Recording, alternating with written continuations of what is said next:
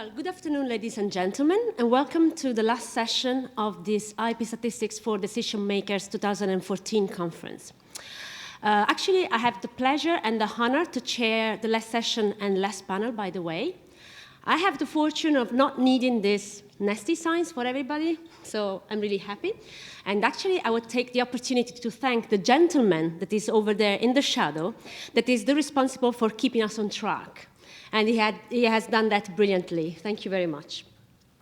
So I'm here today. My name is Maria Grazia Squicciarini, unpronounceable, so don't bother about remembering it.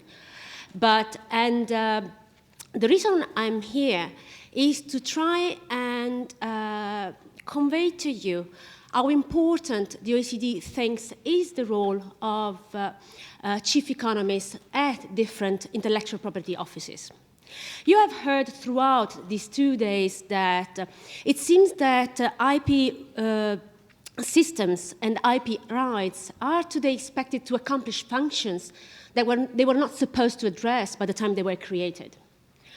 There seems to be a mismatch between the way they are shaped, the way they function, and what they are expected nowadays to do. I mean, if you think about patents, for instance, that is the type of IP right we possibly know better about.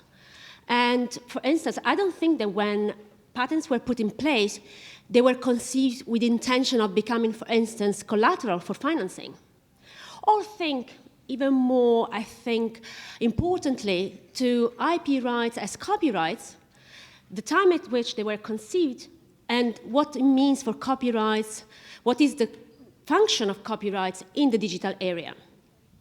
So, as you can see, there seems to be a mismatch between what they are supposed to do and how they are designed. And I think that this new role of IPRs for both economies and societies do call for profiles within the intellectual property offices that are able to foster a better understanding of what society expects from IP rights, propose ways to improve the systems, or to address shortcomings that represent kind of low-hanging fruits, as well as set priorities for the future. And try to understand what are the choices that can make IPR system even more welfare-enhancing. And finally, I think a very important role that chief economists have to play is to inform policymakers. Because very often, and actually Adam made a joke about that we had allowed lawyers to come to a reunion, let's call it like that, of patent examiners, patent attorneys, and economists mainly, scholars, practitioners. We had opened the door to people from the law school. Well, indeed, I think this is full in the spirit of this conference, where we really appreciate, and this is also the reason why I would like to thank you all for being here, we appreciate the, let's say, the big effort you've made to come here, and the big informational content that you provide us, explaining what you think about IPRs, what your views are, and helping us understanding what we really can do with respect to IPRs and how to better understand their role in economies and societies. Now, as our Deputy Secretary General, Mr. Tamaki-san, said while opening this conference, the OECD is about better policies for better lives. And actually, we try to provide evidence-based policy making. We try to provide evidence in support of policy making. And this is why we fully appreciate the role that chief economists might have, because you help us creating this evidence. You help us understanding what are the challenges and what are the possibilities to improve the system. And I think it's not by chance that the first ever chief economist at the European Patent Office has been Dominique Gallec, that, by the way, was OECD staff. So it was lent to the EPO during the period for which he was the first chief economist, and then he came back to the OECD. And after that, we were very pleased to see that some very important offices followed suit, and so then we had the first chief economist at the USPTO. We also had one, and that was Carsten, the World Intellectual Property Organization, and many other offices also are still considering. So, as you see here, not only some offices have endowed themselves with chief economists, others have endowed themselves with economic advisors. And these are exactly the profiles that we have here today, and I'm really glad to be among these gentlemen. Actually, I'm a bit separated from you, but I promise I won't aggress anybody from here. I feel a bit lonely on this spot, but nevertheless. Feels a bit weird, I must say.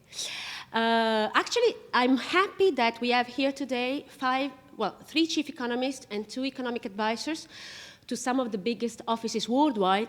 And not only this, we also have in the audience other 3 chief economists, and I'm going possibly to introduce them first before introducing our distinguished panelists. We have Tony Clayton, the chief economist of the UK IPO. We have Ben Mitrakan, the chief economist of IP Australia, and hidden behind, we have also Laurence Joly, who happens to be the only female chief economist we have among the offices. So a special thank for keeping, the flag of women also in the IP world. So, as I was saying, I have the pleasure to have the first one on my left-hand side is Theo van Dijk. He's the chief economist, I think the 4th, at the European Patent Office, so it's where the institution of the chief economist is the oldest among the offices, actually. And Theon has a PhD from Maastricht Merit University, and before starting as chief economist at the European Patent Office, he has been an economic consultant, especially in competition and regulation. Then we have Nagaoka-san. As Adam Jaffe said, it would not be nice not to introduce him. And he's a professor at Itsutsubashi University. And he's also a program director at Rieti. And he has a PhD from the MIT in the United States. Right after Nagaoka-san, we have Keun Lee.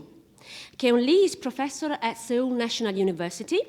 He has a PhD from UC Berkeley in California, and before he has had many appointments. Among them, he has been at the World Bank and also in many other, in a number of very important universities. Next, close to Keun Lee is Alan Marco. Alan Marco, since 2014, so actually congratulations on your new appointment, has become the new chief economist, has followed Stuart Graham, who you saw yesterday presenting. And he also owns a PhD from UC Berkeley. It seems like there is a high correlation between having a PhD from UC Berkeley and becoming a chief economist. So this is just, yes. Both of students of Broadway, so you know what you have to do in case you want to become a chief economist. And before taken his duty as the chief economist, he has been associate professor at Vassar College and Washington University, among others. Finally, last but not least at all, is Carsten Fink, who is the chief economist at the World Intellectual Property Organization. Carsten holds a PhD from the University of Heidelberg and has had a number of appointments before, including at the World Bank, and was professor at University of St. Gallen. Now, I asked my colleagues not to produce any slides whatsoever because I would like this session to be as interactive as possible. So I would invite the public to intervene as soon as they think they are willing to do that. And also to, let's say, to show you what I think is an important role they play, I would like to ask our distinguished panelists to try and help us identifying good practices and bottlenecks or shortcomings you see in the different systems. Actually, just a bit of a an advert with respect to the work that the OECD is currently doing. We are trying to currently construct, together with Chiara Criscuolo and actually Stuart Graham, an indicator of patent systems to be used then in econometric regressions and analysis in order to try and understand the link between the main features of patent systems and the way they shape economic mechanisms and economic performance intended as innovation, productivity, and firm dynamics.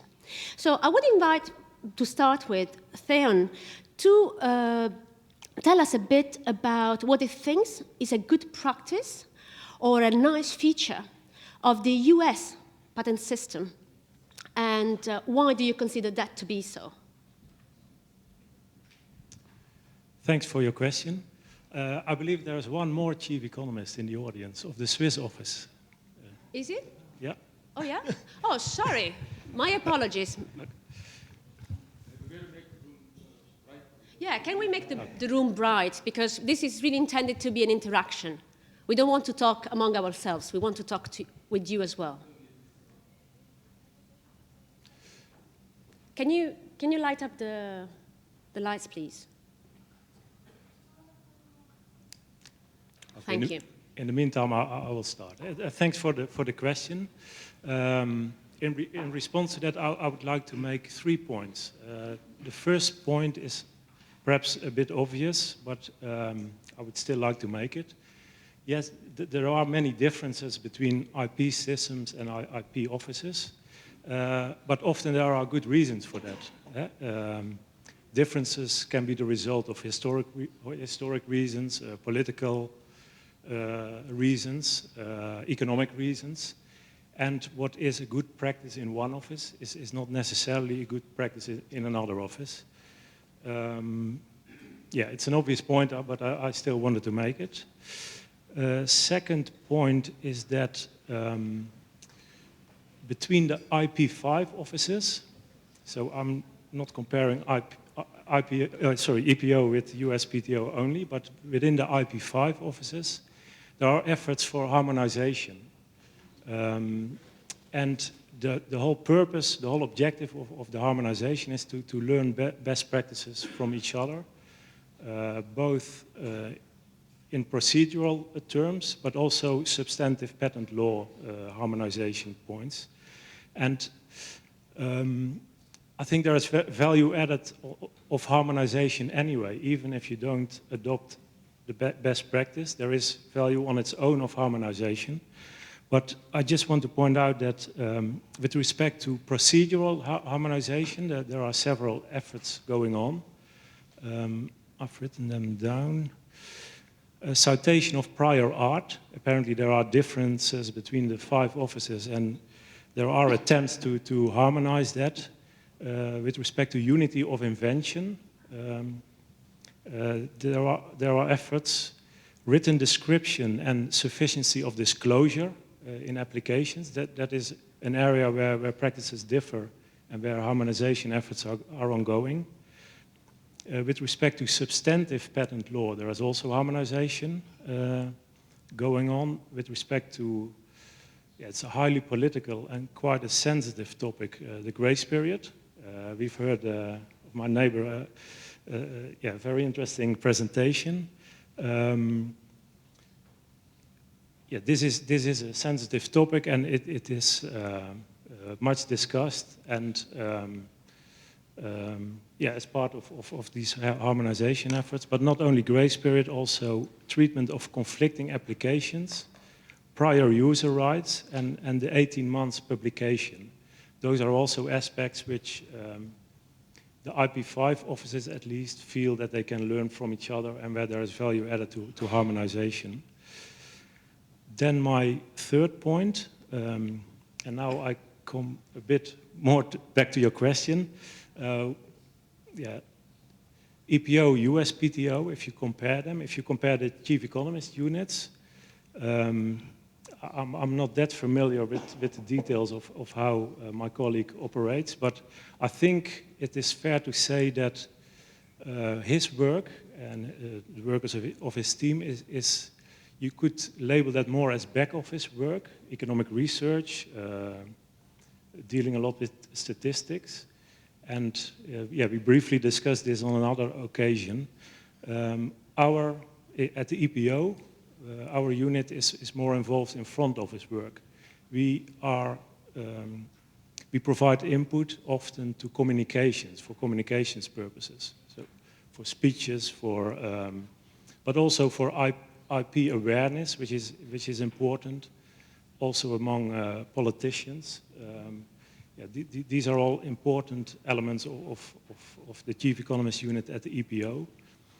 And I think the lesson to be learned is that I think a mix would be good of back office work and front office work. So I think we could do a bit more back office work, and we have plans to do so, to start our own economic research. We have done so, but we could do more of that. Yeah, that's the lesson I would draw for the EPO. Thank you very much, Theon. I think you really reminded us about a very important principle, that is, whatever looks to be a good practice somewhere might not be in another place, and I do appreciate you remarking this. I would like to pass on to Nagaoka-san, and I know he's very well versed into the issues of the European Patent Office, as he's sitting in the Economic and Scientific Advisory Board of the EPO. So actually, my question then comes naturally, and is, what would you think is a particularly good feature of the EPO, either the office or the system? Thank you very much for inviting me to participate in this session. And I am not a chief economist, and I have been just appointed as advisor to the JPO. So I think that what I'm going to say is more of my personal view rather than the office view. So I think that distinction is very important. And I'd like to also make just 3 points. And first one, I think that EPO has taken the initiative in introducing economic analysis into the policy making for the IPR system. I think that's it. Together with OECD work, I think that's going to be very important you to have a long-term, I think long-term effects for improving the IPR system. So that's the first very important point. Secondly, I think that the EPO has taken a lead in providing infrastructure for the effective use of the patent information, both for the business but also for the academics. I'm referring to the ESPASnet and also PatStat. And I think that they are really taking advantage of the advance of the computer power and internet power to disseminate information widely to the public, and that would I think that would have a very intangible, but I think very significant effects on the R&D decisions and also in the economic analysis which we are doing. That's the second point. As for the substantive practices, I'm not really knowledgeable of all aspects of EPO examination practices, but one thing I have been very much impressed is the high search capability of the EPO. And as referred to by Dietmar yesterday, we had just a chance to listen to the study by Professor Wada of Gakushu University. He just compared the search capability of 3 offices in terms of how complete each office's search report is in the case of the PCT route. And his discovery is that EPO has a significantly better search capability relative to the JPO and also USPTO. And according to my colleague who used to work for the JPO, I think that the EPO's search capability is high partly because of course it issues a search report, but also it search covers non-patent literature very extensively. And I think that those things are, of course, that is, JPO may wish to do that, but on the other hand, there's a significant constraints in terms of also resources or time. But I think that EPO experience shows that I think that examination practice can result into significant improvement of the search capability. I think that my point of view is that better search results in early clarification of the patent rights, and that would help both inventor, applicant, but also the third parties. And I think that would be the basis for the good patent system. Thank you very much. Thank you very much, Sadao. I'm really happy that you also reminded us how important is the search capability. And actually, I think your comment also links very, very nicely to the analysis we just saw by Melissa and Michael. And I had a question for them before. It was about whether they had control for the incentives that patent examiners are given in terms of income, whether they are linked to granting or whether they are linked to rejection, because that also can make a difference. But this takes us to a different discussion, and about the discussion on how the offices are structured and how the functions are designed. I would like to now offer the floor to Keun Lee, who is economic advisor to KIPO. And actually, Keun, I would really appreciate if you could give us some insights, or what you think are some insights from JPO in particular, or from other offices. Thank you. So again, like Sadao, I'm not a real chief economist, and that's example of what does the Japanese IP system means for Korea, because the Korean KIPO always try to emulate whatever thing done by JPO, even the chief economist position. So I think KIPO will appoint only chief economist only after Japanese does that. Okay. So actually, that's the kind of historical origin. That was the IP system itself was kind of implanted by Japanese colonial rule during the early days, very old days ago. So not only in IP, in many aspects of economic policy, Japan has been role model for Korea. So in terms of IP system, we keep following the Japanese practices. For example, yesterday morning, the Japanese office mentioned a very nice thing, such called, collective examination.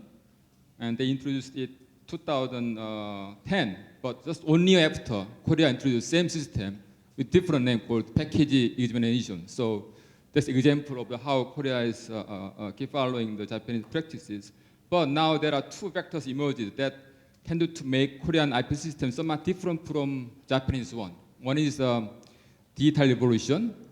So Korea seems to be already going ahead in terms of this trend. So it was first in Korea, more in Seoul, Korea, that applied the online IP application system much faster than Japan. Another factor is that Korea-US FTA. So by going into this, Korea tended to have to accommodate many requests from US to make this system similar to that of US. One example is a grace period, which Sadao mentioned this morning. So we used to have 6 months, like Japanese style, but after the FTA, we make it 1 year based grace period. So that's an example of how Korean IP system is now evolving toward maybe more globalized system. Okay? But in general, other than that, there are some other unique to Korea systems, such as we tend to increase whenever government department or the public agency to do national R&D based on government budget, we tend to increase in their project plan to have prior art search kind of required, so that government R&D budget can be better utilized. Okay, so it started from 2005. In 2011, about more than 700 big national projects has to go through this prior art search report, so that they can be more effective. In terms of a small-scale project, in 2011, more than 4,000 government-sponsored R&D projects had to go through this prior art search report. So this is one example that Korean KIPO is trying to be innovative in several aspects of IP system. Okay, thank you. Thank you very much, Keun. Actually, I wouldn't say that Korea tries to imitate Japan. This is really good towards harmonization. Let's look at it like that, actually. Alan, please, I would be really happy if you could comment a bit on your neighbor WIPO on your left-hand side. Yeah, so first I should say, U.S. examiners are not compensated based on grants or abandonments, but on their actual actions that they take. So whether it's whichever direction it goes, just to answer your question. Secondly, I'd like to say that so we were aware as we're coming into the panel as to on which office Maria Grazia would ask us to comment, and I had the opportunity to be assigned WIPO, an office that does not do any examination or search. And so in thinking about the things at WIPO that we could learn from at the USPTO, at first I thought this would be rather a challenge. But when I thought about it, really, we owe a huge debt, I think, to WIPO just from the PCT system. And I'd like to use that as an opportunity to sort of think a little bit more deeply about some features of search and examination. Especially as they relate to the USPTO, but perhaps more broadly as well. So first of all, right, the PCT system was really the first global patent application system.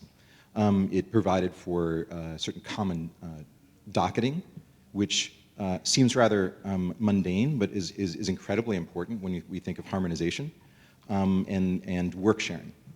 Right, so it really provided the first infrastructure for work sharing, going beyond bilateral agreements into a true multilateral system.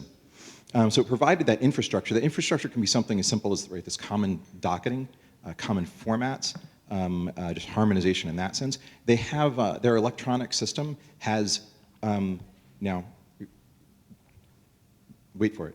And listen carefully, they have usernames.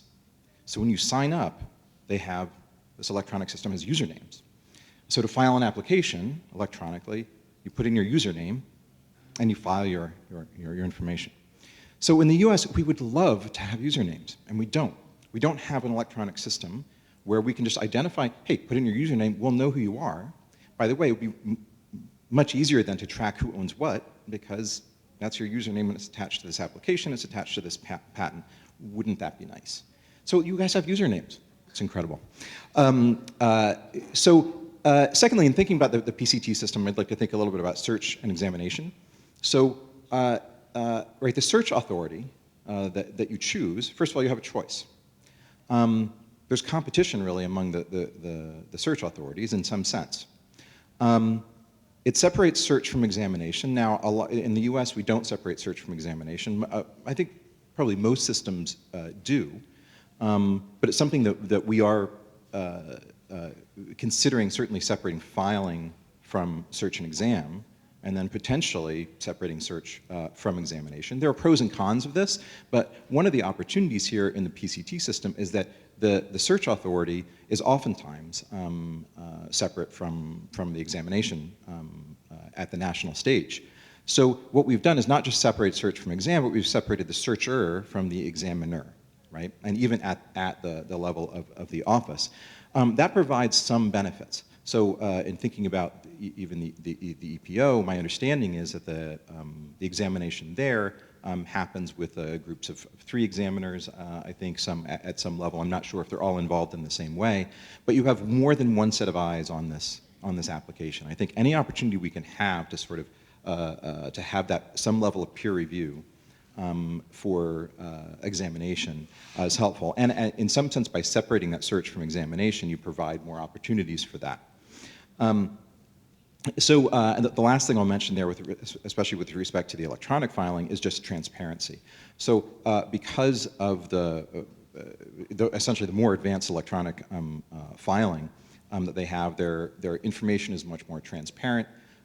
It's easy to see the search report online. If you compare it to the system that Melissa and Michael were using in their paper, they had to file a FOIA request to get a lot of the same sort of information that you would have readily available at WIPO for the PCT applications. So that transparency, I think, is huge for that information. And I'll leave it at that. That's very helpful. Thank you very much. Actually, the next speaker is Karsten, and I would like to have, in addition to your comments on the Korean Intellectual Property Office, I would like you to give us possibly a few insights about why you think is the case that the PCT has a big uptake worldwide, whereas other systems that are managed by the World Intellectual Property Organization, which, as Alan was reminding us, is not properly an office, is an organization, as his name said. Why is that we don't observe the same uptake in the Madrid or the Hague system? And of course, ceteris paribus in the sense that they have been signed in different times by different countries. Possibly the signatories are not the same and they haven't signed to the same extent. But nevertheless, by the time you try to do analysis, for instance, and this is something that we have been trying to do at the OECD, to look at inventions that could be homogeneous to some degree. So like then one considers the PCT because one thinks it's the international channel, so there should be of a certain minimum importance. Well, the same cannot really be done using information about those systems because of the actual number of the application you have in there.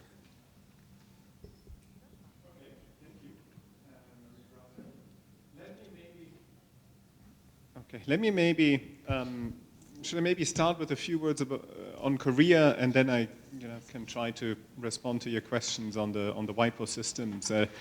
On Korea, I'll be very brief, partly because it's difficult to compare WIPO to a national IP office. WIPO does not sort of grant or examine, take decisions on IP applications. We sort of sit on top of sort of the national IP systems. And secondly, also, I know very little about Korea, and I don't want to talk about something I know little about. The one thing that I know about the Korean Intellectual Property Office, because we get statistics from KAIPO, is that KAIPO is one of the offices, and I think this is really commendable, that has managed to reduce its backlog and pendency times. I think this is something that the Deputy Commissioner mentioned yesterday morning. It's still sometimes in my mind not clear how big this problem is. When you talk to applicants, for many of the applicants, it's not necessarily such a big problem. They're quite happy to see their patent application in the pipeline and have time to think about it. I still tend to think it's a problem, especially for the public, for third parties that face the uncertainty on whether a particular IP application will be subject to exclusive rights. And I think it is absolutely a valid objective for patent officers to process applications in a careful way, but also in a timely way. So in that sense, I think the efforts by KAIPO and that applies to a number of other offices as well should really be commended. The second thing I know about KAIPO, something more narrow and has to do with economic research, but I think is really helpful. If I understand it correctly, KAIPO has unique IDs for inventors. And that is something that I think Korean researchers have already made use of. I think KAIPO has, in one form or another, made unique inventor data available to researchers. And I think there is interesting research that was done on the basis of this. I think even Keun Lee, and I know Yin Young Kim has done some research on this. And I particularly think in a country like Korea that is almost a necessity. There's this joke that if you stand on a mountain in Korea and you throw a stone, there's a high probability that you hit a person that is either named Kim, Park, or Lee. And that may be precisely the reason that KAIPO has unique inventor IDs, but from the point of economic research, that's highly welcome. Now, to respond to your questions about the different WIPO systems, I think the first thing to say is of course that PCT membership is far wider than membership in the Madrid and the Hague systems. That has historical reasons, it has institutional reasons. The Madrid and Hague systems were initially sort of just European systems, and membership is now expanding. And I do think that in both cases, in the case of Hague, membership has recently expanded. It will expand more in the coming years, including some of the major jurisdictions. Korea just exceeded the Hague system. The United States exceeded not too long ago. So I do think that these systems are going to become more universal. There's a fundamental difference between the PCT system on the one hand and the Madrid and Hague system on the other hand. The PCT system is not an international registration system. It's a system that provides cooperation, provides procedural uniformity, and it does the first step in patent examination. It provides an international search report, and it does give applicants more time to think about the application, which I think are all valid and laudable goals. And historically, this is something that many patent offices around the world have found useful to become a member of. The Madrid and Hague systems are international registration systems, and in a nutshell, the way it works that companies, individuals can file for a registration under our international systems, and those registrations have validity in the national jurisdictions unless national officers refuse those types of registration, and that makes the system by nature quite different. I think in both cases of Madrid and Hague, and I know this especially in the case of Madrid, the fact that you still have different procedures, the fact that you still have national requirement when it comes to issues such as classification, when it comes to the implementation of the use requirement, actually often provides incentives against using these systems. So for example, if you want to file an application an international trademark application where you seek protection both in Europe and the United States, you carefully have to think about how you specify your goods and services in your trademark application, while noting that in the United States there's a much narrower approach, that the USPTO wants you to specify goods and services in another rather narrow way, sort of exactly capturing the kinds of products and services that you offer in the marketplace, whereas at OHIM you have much more leeway, and indeed you can just specify a whole class that go beyond the specific goods and services that you currently supply, but that you may supply at some point in the future. Now, if you file a Madrid application, you have to make a choice. Alternatively, you can just file two separate national applications in those jurisdictions and sort of tailor your trademark application to those jurisdictions. So I think and I think in the case of Madrid, that is an important question. I think necessary precondition for greater uptake of the system, certainly wider membership would help, but also some harmonization on quite a few of these procedural aspects, I think, would certainly help in that regard, would give greater incentives on the part of applicants to use the system. Let me stop you.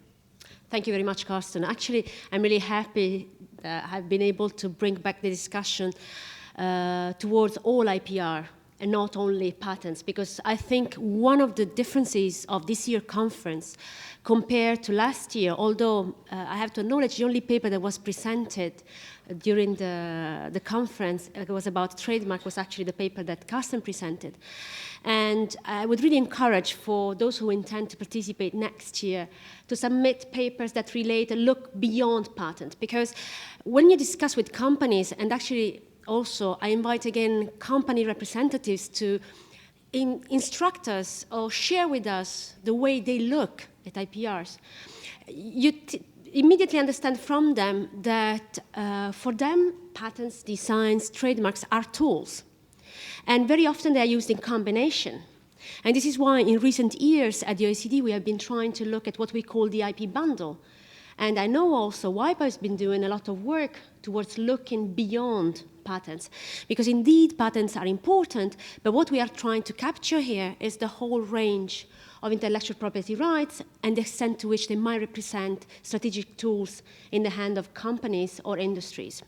So as you've seen from this first round of discussion, I only asked them to identify one positive issue about another system, and here you go, we had at least 20, if you count all the things that they mentioned that are good about the other offices, which I'm really happy to have realized. And now I think I would like to use the brain of these very clever guys to try and understand what are the bottlenecks, what are the main issues, what are the main challenges you see within your own offices, and whether at what extent you have been able or you intend to do something, and how would you like to address it. Please, Theo, the floor is yours. Thank you. Yeah, the main challenge, in my view, is the use of economics in the office. My background, as you said when you introduced me, is in competition economics, in antitrust. And what you see there in Europe 20, 25 years ago, competition law was, the assessment of mergers, more concretely, was purely legalistic. There were strict legal rules, and on that basis a case was decided to be anti-competitive or not, a merger case. And in competition law, gradually the role of economics has improved, has increased, and I think it's fair to say that nowadays, if you go to DG competition of the European Commission, and you file a merger case, the assessment of whether it's anti-competitive or not is more based on the base of economic effects. And I think the role of economics in IP in general could increase as well. I think there are some good signals. I think many offices have expressed the objective to base policy on the basis of economic evidence, evidence-based policy making. But I think we are still at the start of that practice, and that the role of economics could increase. I think more policy initiatives could be evaluated on the basis of economics. And well, as an economist in a patent office, you're more or less in a candy store. There's really a wealth of data. There is much data, not only public data, obviously, but also confidential data. There's much. You are close to very important policy decisions. You're at the core of it. And you also have access, and that's also important, to other experts, to lawyers, to examiners, to technicians. And I think that is almost an ideal environment to do economic research, which is relevant, which is informed, and which could provide guidance to policy making. But it's underused at the moment, at least in my office, I think. But I also think in other offices, and my plea, the challenge is to convince others in the office to make more use of economics. Thank you very much. Sada, what is your view, being actually external to the office, to the JPO? Okay, thank you very much. I think that the main goals of the JPO in terms of examination were set to, I mean, already it was explained yesterday, basically highest quality of examination, but also fastest delivery of the examination results. But of course, that this is a very highly demanding goals, and I think the basic constraint for the JPO, as I can see, is basically the resources, especially the examination resources, because there is a headcount constraint on the number of examiners in the case of JPO. I think that the JPO cannot really expand the size of the examiners. So given that constraint, I think that it's very, in a sense that there's a role for the economics, because how we can best deploy the scarce examination resources to address the examination task. And currently what JPO has been doing is first is to make the use of outsource or prior such. So especially, I think maybe in the case of JPO, outsourcing the prior art is very extensive, right? And I think that that's one way of how JPO can use external resources of such, and that is one approach. Another is that improvement of IT infrastructure, and JPO was the leader in the use of computers for the process of patent applications. But I think that many other offices have made a very significant progress, and I think that JPO at this stage may not be at the forefront of the use of the IT infrastructure, and I think that's another way, another direction to go. And third one is that the more use of third-party information, and JPO has decided to reintroduce the post-grant opposition system.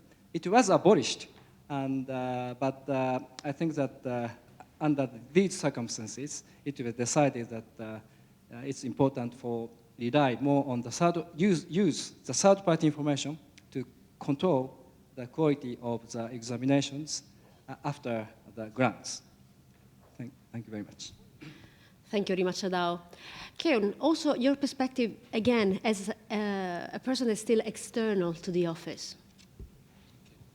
Thank you. I guess the fundamental challenge or trade-off of IP office around the world might be there are some similarity, because I see that one of the big issues is the trade-off between the speed of examination versus quality of examination, as Sadao just mentioned. In Korean case, we have a specific example of this trade-off. It is a fast-track application. In other words, accelerated barrier. You can opt for to have this application treated in a short period of time. For example, 3 months. There is a such device in Korea IP system, as in many other countries. And use of this fast track has been increasing very fast. And according to Korea IP office, it's very highest in the world in Korean cases, around more than 15 or almost 20%, much higher than US, which is around less than 1%, Japan around 3.8%. And the problem is that it is very good service. I mean, providing very quick treatment of the processing of the application. But problem is that quality. For example, average grant rate in Korea patent application is around 66%. But in the case of this fast track, it used to be 88%, but recently reached 90%. So very high. I think it's too high. Right? So this might be a potential problem in maybe too much sacrificing of the quality for the favor of the speed. So one of the reasons might be the fee for this additional service might be too low, too cheap. So it might be wise to find out better fee scheme for these fast track devices. Right. Another issue is how to support SMEs or small inventors who are often exposed to patent dispute, including by bigger companies or even patent troll or MPs. So Korean government has already introduced several measures to support SME, including direct sharing of cost of such legal dispute. In other words, we are selling commercial insurance, but more than 70% of the premium are paid by government, KPO. And of course, there are many debates can be possible whether this is right or in terms of the efficient sharing or role of the government public sectors. Also, we provide some service to pre-marketing or pre-exporting investigation in view of possibility of IPR dispute. If you go to foreign market, you might encounter IPR dispute, and we provide some service, research service for such case of SME. And these are the examples, but the issue is how much cost be borne by public sector, how much should be borne by the actor himself. And this is difficult issue from economic efficiency point of view. And I don't think the current measure adopted by KIPO has not been based on rigorous assessment of the cost and benefit. And there might be future challenges. Thanks, Keun, for reminding us about the importance of assessment. And actually, I think your commissioner will be really happy to hear that you think some fees are very low. I think this is always very good news for offices. But maybe users of the system might not think the same. But I mean, this is left for analysis and for empirical assessment. Adam, your turn, please. Thank you. First of all, I'd like to say a word about allowance rates. So in my mind, the optimal allowance rate is 100%, because optimally, with perfect information in a perfect world, no one that had an invalid, application or poor application would submit it. It'd be perfect information, and we'd get 100% allowance rate. So maybe just in some of the sectors that you have very good information, and you get 90% allowance rate, perhaps. And perhaps examiners with more years of experience or at higher GS levels at the US simply are better at resolving uncertainty. So I'd like to mention, so the issues at the USPTO, I think that that are most problematic that put us in a very strange position. I think it's not unique to the USPTO, I think, or I don't know to the extent to which it is. But we the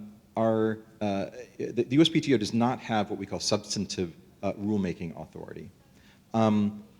What that means is we're in kind of a precarious position between Congress and the courts. We can make procedural rules, change kind of small rules, if you will, but not make substantive rulemaking authority. Or we don't have substantive rulemaking authority. If we overstep our bounds, we get sued, and it goes to the courts, and the courts decide. We can't entirely decide, for instance, if we wanted to get rid of business method patents. We couldn't on our own do that. The PTO could not do that. The courts can make certain decisions that will change how we then train our examiners, but we need to follow those decisions. So on one side, we're kind of limited by the courts. On the other side, we're limited financially, right? One of the reasons why transparency is so low in the U.S. is because of the lack of investment in IT infrastructure. We have legacy systems. We are still taking applications, even when they're submitted electronically, printing some documents out, and then scanning them into images. Information such as re-examinations are only captured in images. So if you want to know what the current claims say on a particular patent, you have to go up on our search to see the little asterisk that says, oh, there's a re-examination certificate that you should read, and it's in this image file over here. So there's a great lack of transparency, and especially in terms of who owns what. I think that's a global problem. And it's an increasing problem with the growth of sovereign funds, really. So funds that are run by foreign governments or that buy up patents, right? Buy up patents in multiple jurisdictions, and we don't exactly know who owns them. It's a sort of sovereign trolls, if you will. So all of these, though, get back to that. So get back to our dependence on, or this balancing act between the Congress and the courts. So we were given fee-setting authority, which enabled us to number one, set fees, but number two, to keep the revenue from those fees. And that helps in terms of our IT investments. So we are making new investments in IT.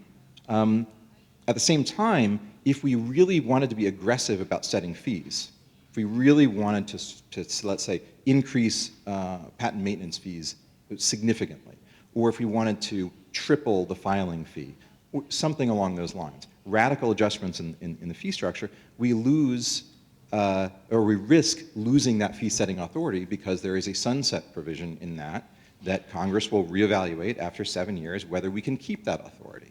So the more we use it, the more we risk losing it. And that puts us in this strange position. It's another position along the lines of continuations, right? Continuations have been one of these things that have been pointed to as potentially being abused. We would like to balance the opportunities for applicants, especially for error correction, but we'd like to limit the strategic behavior. Any rules that we pass on those could easily be challenged, and they have in the past when we've tried to have rules packages that dealt with continuations. It's something that Stu Graham talked about yesterday. And we'll get sued, and we go to the courts, and we have to we have to duke it out there. So a lot of it comes back to this kind of balance that we're always in. And I think that's really that's not something that's going to change, right? We do have a checks and balances. We've got the executive branch and the legislative branch and the courts. And I think in the U.S. we're probably keeping that. But so it's not something that's going away, but I think that there are opportunities for the PTO, for instance, without getting too aggressive on fees, to use fees instead of substantive rulemaking to address things like continuations, but it will never get us to the level of being able to require the kind of transparency that we want from applicants about ownership and so forth, to really get a system of transparency that we would like and that we'd really like to adopt globally. Thanks a lot, Alan, for reminding us about the importance of transparency, because actually it's one of the components of IP system that then can trigger uncertainty, barrier to entry. I mean, Theon has been studying them for a long time, and a number of other not really positive effects for economies and society as a whole. Carsten, please. Thank you. Let me raise a challenge, that sort of I've been thinking about, and I also wonder to what extent that applies to my colleagues, and to which I also don't have necessarily a good answer. If you think about the intellectual property system, it is essentially an operational system that is there to accommodate the needs of the IP system, of the patent system, the trademark system, and so on. And by design, it's not a statistical recording system, that is supposed to generate data that economists can work with. For all practical purposes, of course, the patent system is generating a wealth of data that economists can work with. But, I guess if we were to be asked, design the patent system that it also, fulfills a useful statistical role, we probably would do it quite differently. And there would be a lot of questions that we probably would include, and just think, we could have a unique applicant ID that is applied at the global level, and what great things we could do with that. To give you also one example where one thing we worked on, and where in the end we were quite frustrated, for historical reasons under the PCT system, we had really good data on essentially inventor mobility, or on the migratory background of inventor, because essentially of two historical accidents, we had information on the residence as well as the nationality of inventors. And whenever nationality wasn't the same as resident, we could at least assume that there was some migratory background. The reason we had this were two historical accidents. One was that the United States, as part of its law, required that inventors are listed as applicants, and then in 2004 we had the additional rule change that Sadao described, that essentially all PCT applicants had to designate all states, including the United States, and that's why the overwhelming majority of applicants listed all inventors also as applicants, and suddenly we had information on all inventors. We had nationality and residence information. Now, ironically, with the passing and implementation of the American Invents Act, all of that stopped as of September 2012, because that wasn't required anymore under U.S. legislation, and and it's literally, you look at the data and there's a sharp drop off as of October 2012. Now that for economists is quite frustrating, but that's of course realizing that we are relatively small stakeholders in the system. And in fact, if I look at my own organization, WIPO has negotiated a number of procedural treaties, including the Patent Law Treaty, the Singapore Treaty on Trademarks, the Trademark Law Treaty, that in fact have obligations for parties that join that treaty to limit the number of questions, or limit the amount of information that they can ask from applicants. And if you talk to sort of people at WIPO, but I'm sure that also applies to other offices, who are involved in sort of managing this application process, and often the philosophy, and that is legitimate, of course, is to make life as easy as least burdensome as possible for for the applicants, to not burden them with unnecessary bureaucracy.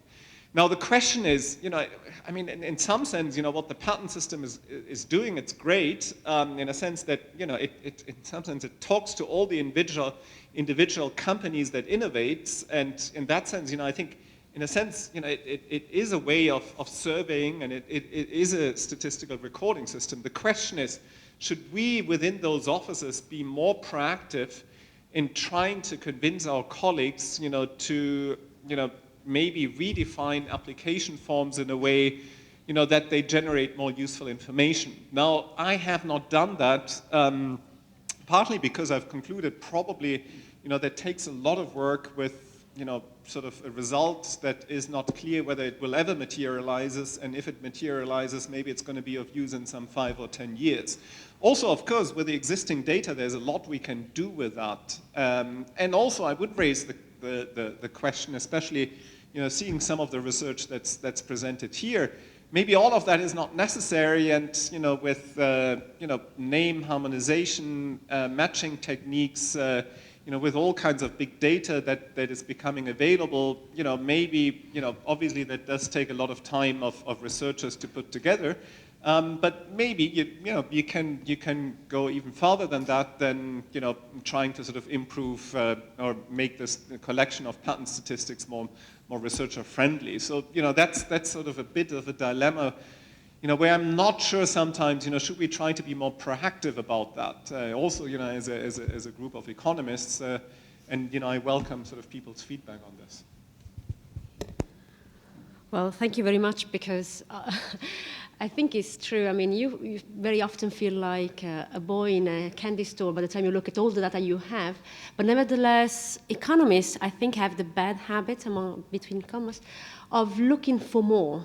Although it's true that given the important policy implication of the work we might be doing, I think one does it in a very genuine spirit, and it's a spirit of trying really to understand what are the underlying dynamics. Because it's true, I think many in this room and many that are not in this room have been able to write a lot of papers and have been able to have a lot of contracts in order to write these name harmonization systems, and have been, investigating the issue on how to link better inventions to the real owners. But it's also true that if we were able to really know, for instance, who owns, as Alan was mentioning before, some patents or other IPR rights for that matters, we might be ending up with different policy conclusions from those that we are able to make today on the basis of the data we have. So I do understand, we have been mentioning several times the important trade-off when one talks about patent between the speed of the evaluation of the patent and the quality of the patent themselves. But I also understand it when it comes to patent data, and it's about the effort. There is a trade-off there between the effort that one might want to put in order to get better data and what you can get out of that. And I think this is a very important discussion that I'm really happy that the IP task force is going to discuss tomorrow, because we've been working in that direction for a number of years. So for those of you who don't know, the OECD has been leading for a number of years an initiative, kind of informal initiative, called the Patent Task Force. So tomorrow we will discuss whether we extend it to IP more broadly. And the idea there was to have key intellectual property offices, as well as key statistical offices, discuss together in order to find ways of making data available, improve their quality, improve accessibility of the data, as well as designing, sharing, and improving statistics and analytical tools that would allow then a number of scholars to use our data and generate the interesting research and very helpful research that you've been generating throughout the years.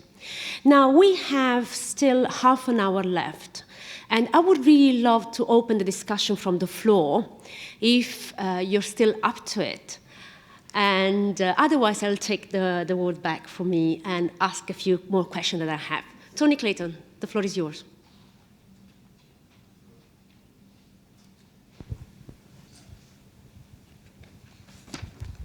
Thank you very much. Can I follow up Carsten's point on data? and information that the patent system generates. I mean, I think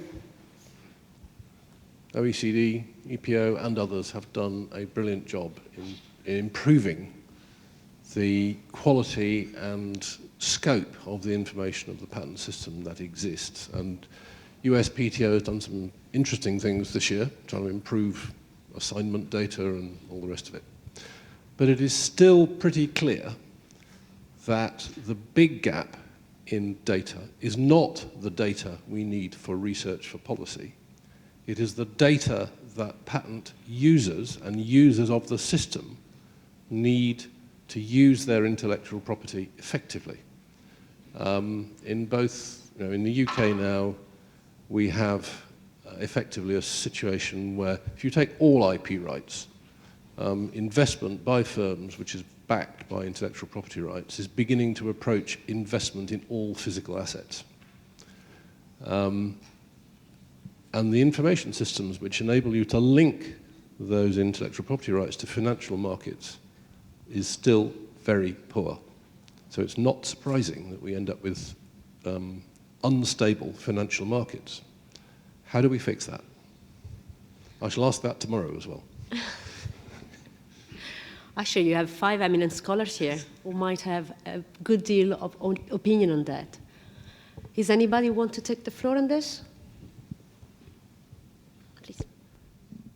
Well, and this is something that Tony and I have discussed before, but in the U.S., we are seeing this increase in, really radical increase in the rise of security agreements, security agreement transactions in our patent assignments and our trademark assignments, where you're seeing these security agreements where the intangible assets, right, are being used as collateral.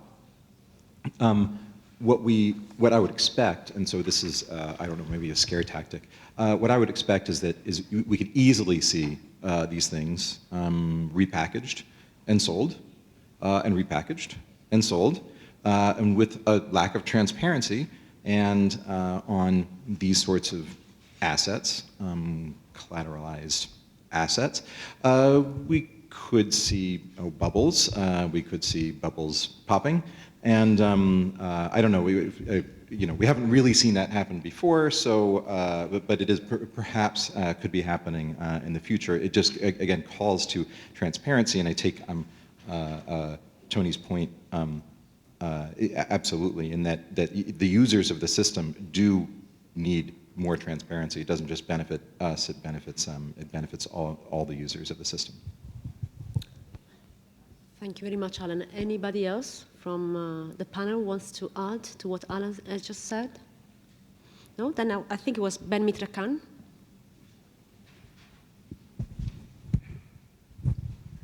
Thanks. Ben Mitrakan, IP Australia. So, economists like measuring stuff. And I guess the question one has to ask is it worth not processing 500 patent applications to hire 3 economists?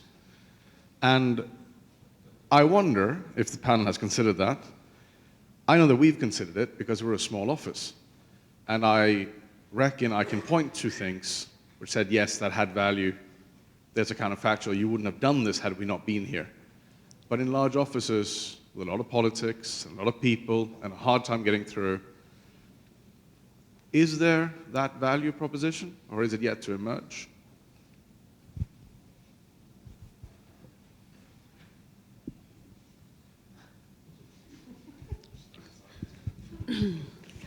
Silence is responding as much as giving responses, actually. Well, I'm convinced there is this value added possible.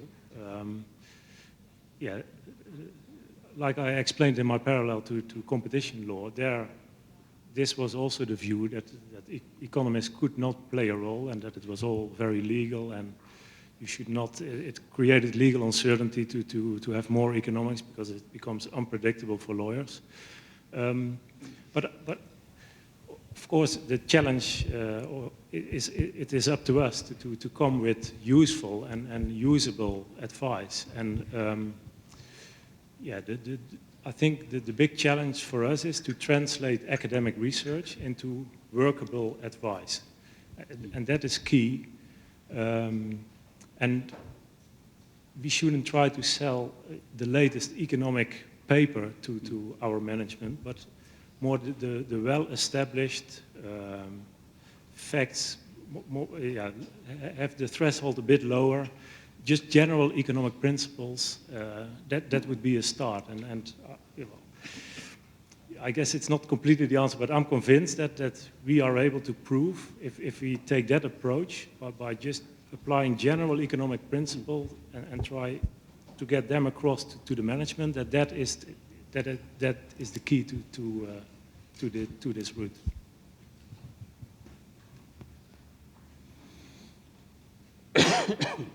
I think that it is a challenge in a large office with a lot of inertia, right, to make the case. And I think quickly I'll tell one success story and one utter failure.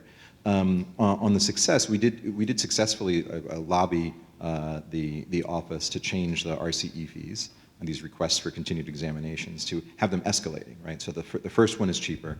The second one is priced higher. I think there's a lot of efficiency reasons for that, and they did buy into that, and they saw the value of that. Overall, when it comes to fee setting, it is a challenge when you're trying to teach a certain audience about prices and about economics when they're not your students. I'm used to teaching students. It was much easier when I had them for 13 weeks.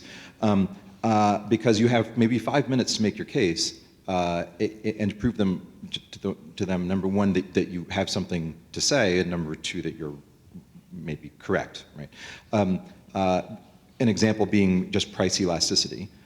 So for those of you who know price elasticity, and so we estimate a certain price elasticity on a certain fee. We increase that fee, and then afterwards, 10 months later, 12 months later, when they do it, they find people are doing more of that activity, right? So we increase RCE fees, and then RCEs went up. So the quote that I got from some people in management was, elasticity didn't happen. Elasticity didn't happen. So that's there's still many mountains to climb with respect to that.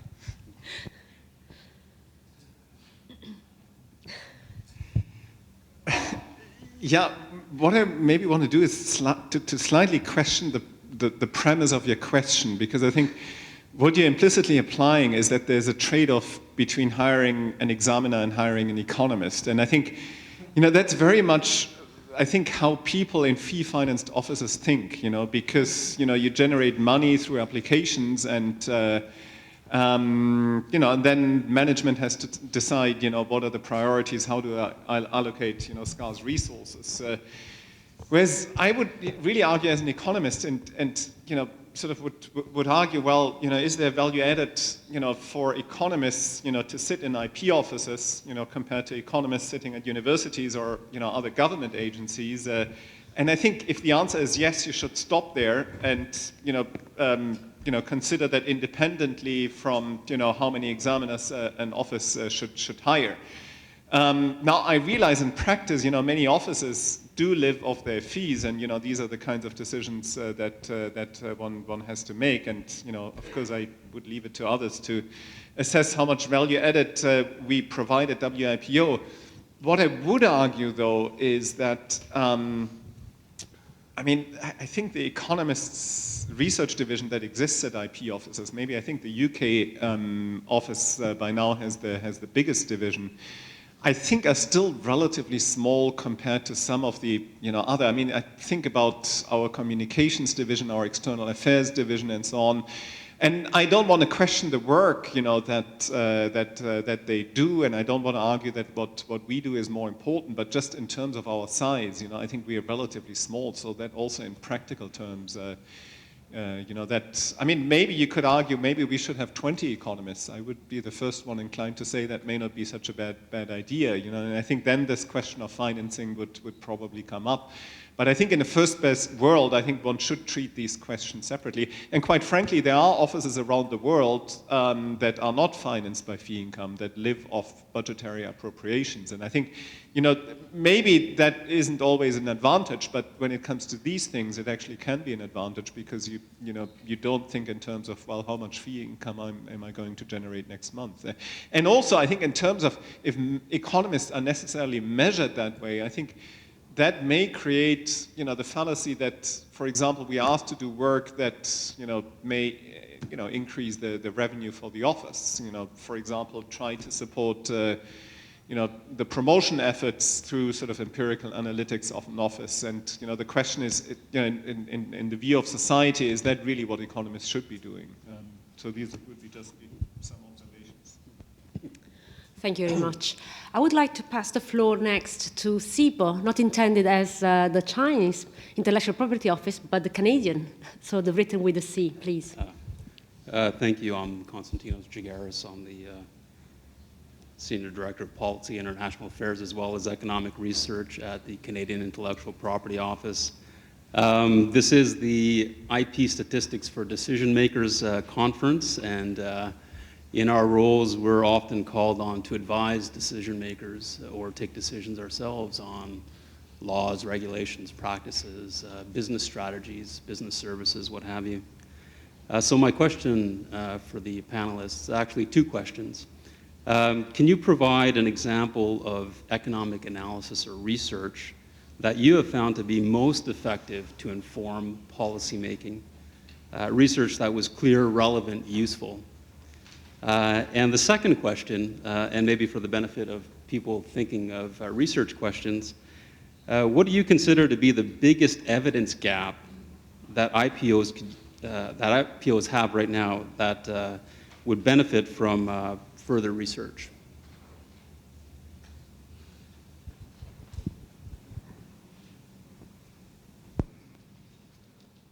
Try answer? Excuse me? Go ahead. Maybe I'll give you an example in two different kinds. One is very general research example. In others, I have a paper published in Research published 2 years ago about role of utility model or putty patent in terms of economic development. And we discussed not only the patent but other forms of IPR, and that include utility model or the design or trademark. And specific to this role of putty-patent utility model, we discussed this issue come out also in the case of a panel about Indian cases, whether to India adopt utility model or not. I think it's a very interesting device to promote economic development for latecomer countries at their early stage development. Because we found that this is again issue of the weak or strong patent right versus what is appropriate forms of IPR in economic development. And we found by cross-country patent analysis that utility model adoption is very important in promoting economic growth when countries at the lower level of development. Okay? And we confirmed that same idea in using Korean thumbnail data. We have very nice thumbnail data. For each firm, we have their IPR divided into patent, utility model, design, and trademarks. And also we found that in Korean firm level data, in early stage of growth, up to like early 1990s, utility model is a significant predictor of firm sales growth, whereas patent was not significant. But if you switch to later period, now patent turned out to be significant in predicting firm growth, whereas utility model lost their significance. So it shows that those IPR data can have very strong evidence for promoting economic policy regarding to innovations. Okay, so and we are doing the same thing for the trademark, and we found that tentatively, trademark was not significant in early days of economic growth in Korea, because at the time Korean firms are too weak; they're just serving as a assembler or processing makers for the foreign company who owns their own brand. But now Korean firms filing more and more trademark because they're getting into own brand-based manufacturing called OBM. So it's another dynamic transition of different forms of IPR in serving different stage economic development. So That's kind of a general example of research we are doing. But at the more practical level, we are doing impact of the R&D project, which are based on the prior art search, and some others are not based on those prior art search funded. Now we found that those R&D projects funded by government, which go through prior art search report in detail, has a much bigger impact on the producing better research outcomes, also more pattern application. So it shows that patterns using pattern databases or prior art search has impact, concrete impact on generating bigger outcomes in practical sense. Okay? Thank you very much, Keon. I think Keon's intervention is yet another sign of how important the research that scholars do can be also to inform the offices. But I think it would be good to get from the actual chief economist a very short example, because I have 4 questions in the queue. An example of research being conducted that has been taken to policy or has been followed in order to bring some developments within the office. Well, we have an example of a study which we did following the US PTO.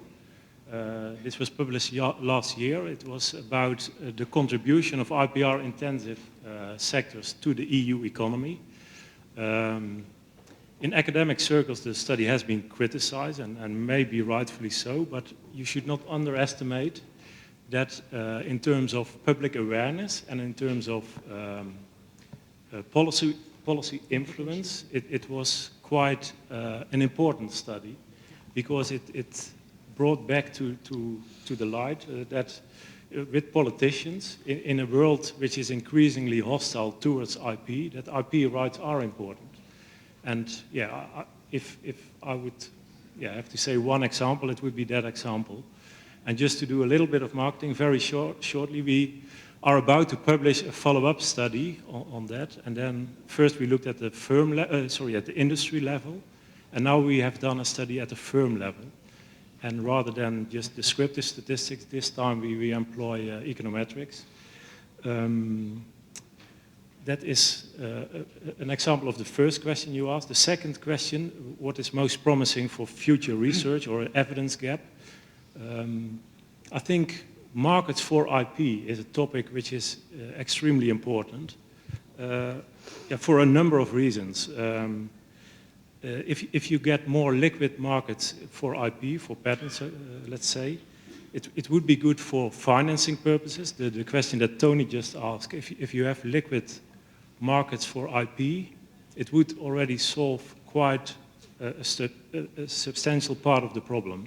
Valuation would be less problematic. In case of default, alternative parties would be more visible. So I think that would be quite a good topic for future research. Thank you very much. Actually, Bronwyn proposed to have an example. Please, the floor. Yeah, this was in response to Yes. Stu is left, which is why I wanted to say this, because Alan was not around when this study was done. He's too young. In the late 1990s, the National Academies had a committee that was studying the working of the patent system in the United States, because there were a number of perceived problems.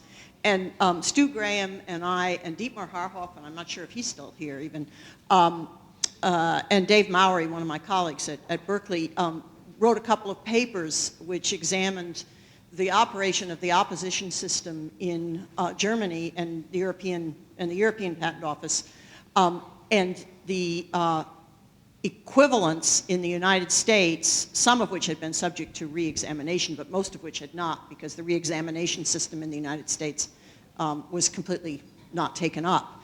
And essentially what we did was try to model what would happen in the United States if the opposition system was introduced, which of course we don't call an opposition system, because heaven forbid we should borrow something from Europe, but that's what it is.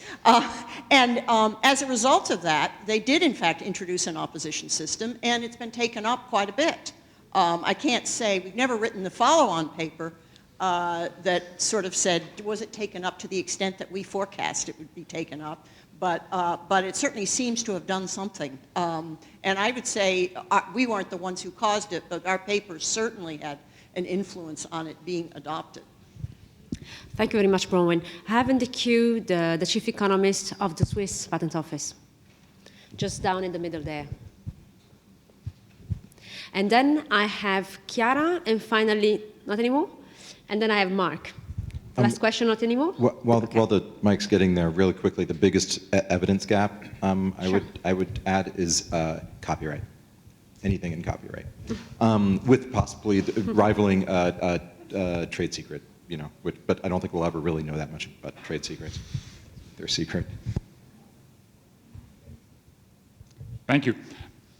I'm a bit late with my question because partly it's answered, but I would like to come back to something Theon said. That's how do I sell the results produced by economists? The conference is called IP Statistics for Decision Makers, and there's a huge gap between the language IP statisticians or we as economists speak and the language of the decision makers. And my question is, and that's a little bit far away from what you said, Carsten, that you would be happy, of course you would be happy if you had 20 more researchers, but I think what we really need is to sell what we find to the decision makers, which in my case are usually lawyers. Sorry to all lawyers here but they are afraid of formulas and of graphs, and then it's quite difficult to tell them what are the results. So what are your experience and how do you manage to transform our knowledge to the knowledge or to the language of those that make the decisions?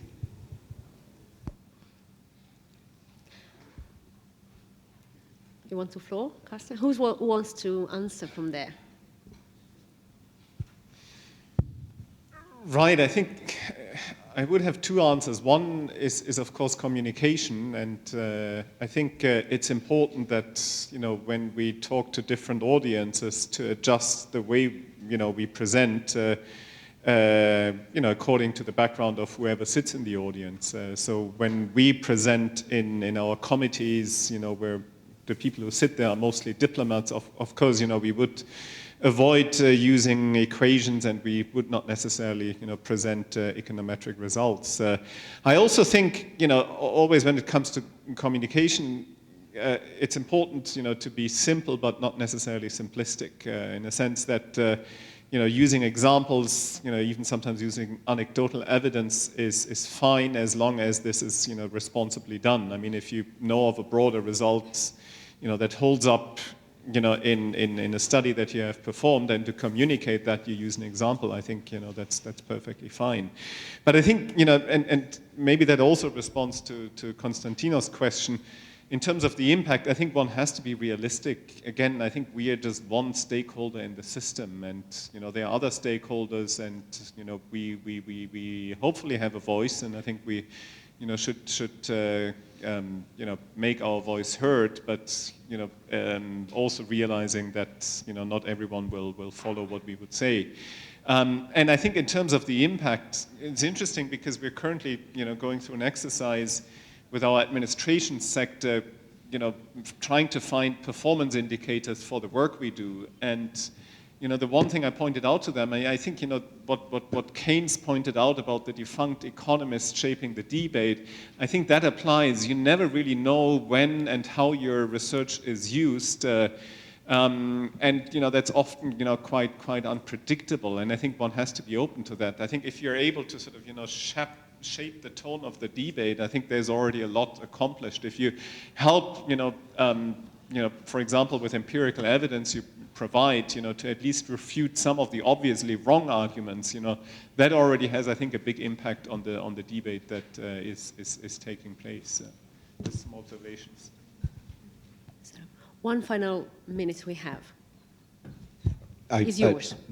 Quickly, I think that that's one of the reasons, actually, that our office, from its inception, is really focused on trying to get data out, so that we have more transparency in the data.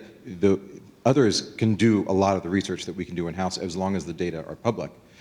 So the more data that are out there, the more influential it's going to be, because we can do a study in-house, it'll have some influence. If there are multiple studies that show the same thing, it's going to have more, that much more of an impact. So I think that that's one thing that we've done. And the other thing I think that we've done successfully, and this was a change from the beginning of the office till now, is to successfully avoid the requests for policy-based evidence making. Right? We want evidence-based policy making. We don't want policy-based evidence making. And when we first, showed up at the office, we were constantly getting requests for, we need research that shows this, right? Not surprising. But we've successfully, pushed back on that to the point where I think that they understand that we have, that we're going to hold our ground on that and continue to sort of push data out and have transparency.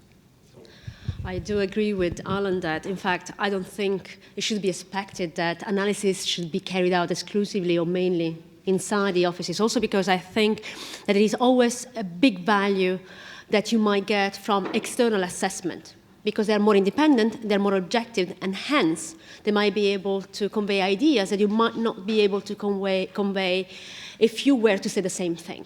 It's typically the case that people listen to some outside rather than the same thing being said inside. So just concluding, I think you would join me in thinking that this gentleman here on my left-hand side has proven the value of having chief economists within an office. And I would like to ask you to join me thanking them for their contribution.